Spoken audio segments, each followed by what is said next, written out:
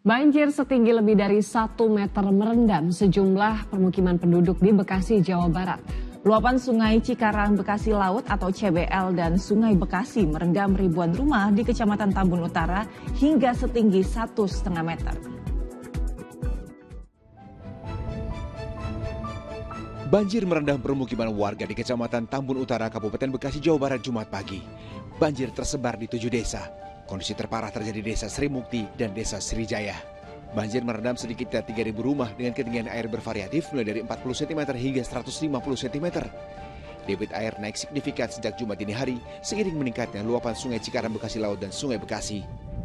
Ada hujan susulan lagi gitu yang menyebabkan banjir kedua, dan banjir kedua ini yang lebih fantastis, lebih gede lah pokoknya banjir kedua ini nih. Pokoknya lebih gede udah. Tadi di dalam berapa meter banjirnya? Di dalam udah nyampe segini nih, baju kita nih udah paling basah, udah segini nih, udah seleher. Udah lebih dari 1 meter berarti ya? Udah dari lebih 1 meter juga, terus arusnya deras banget di situ. Kita perjuangan banget lewat situ. Emang banjir juga merendam perumahan Green Lavender Desa Sukamekar, Sukawangi, Kabupaten Bekasi, Jawa Barat.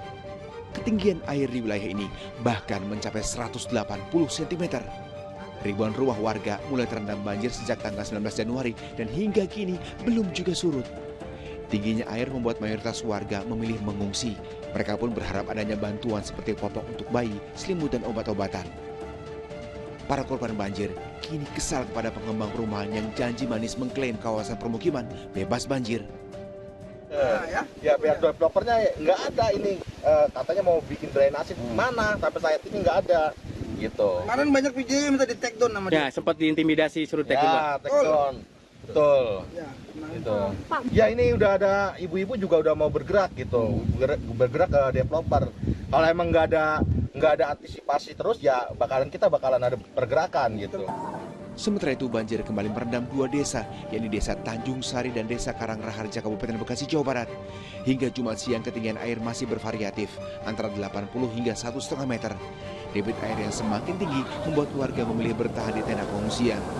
Dalam 1 pekan terakhir, banjir di 2 desa ini sudah 2 kali terjadi. Selain intensitas hujan yang tinggi, banjir juga diperparah kondisi Sungai Kali Ulu yang mengalami pendangkalan. 2 hari dilanda banjir, warga pun mulai mengalami krisis air bersih karena sumber mata air sudah terkontaminasi. Warga pun berharap adanya bantuan air bersih untuk mereka. Sementara itu, menanggapi banyaknya perumahan di kawasan Bekasi yang terendam banjir, Gubernur Jawa Barat meminta pihak pengembang perumahan bertanggung jawab dan tidak meninggalkan konsumennya. Kita tahu bahwa di kawasan Bekasi dan sekitarnya, banjir itu banyak melanda kawasan-kawasan perumahan. Nah, dari sisi moralitas, para pengembangnya harus bertanggung jawab, harus hadir ketika konsumennya kebanjiran. Dan solusi apa yang harus dilakukan? Jangan sampai Pemda itu menjadi penanggung beban.